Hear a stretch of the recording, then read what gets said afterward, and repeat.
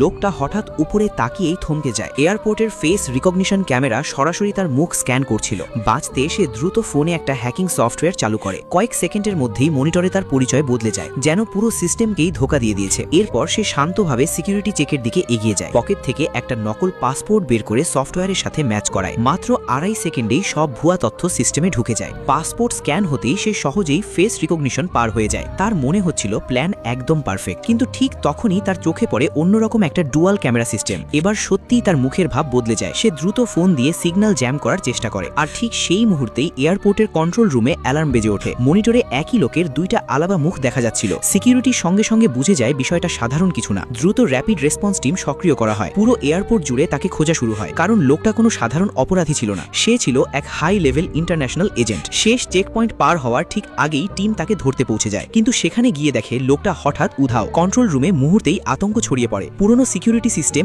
একের পর এক ব্যর্থ হতে থাকে। মনে হচ্ছিল সে যেন হাওয়ায় মিলিয়ে গেছে, কিন্তু ঠিক তখনই একটা অ্যাডভান্সড ক্যামেরা আবার তাকে ট্র্যাক করে ফেলে। লোকটা কিছু না বুঝেই গাড়ি নিয়ে পালানোর চেষ্টা করছিল, কিন্তু এবার ভাগ্য তার পাশে ছিল না। কয়েক মুহূর্তের মধ্যেই পুরো টিম তাকে ঘিরে ফেলে, আর শেষ পর্যন্ত তাকে গ্রেফতার করা হয়।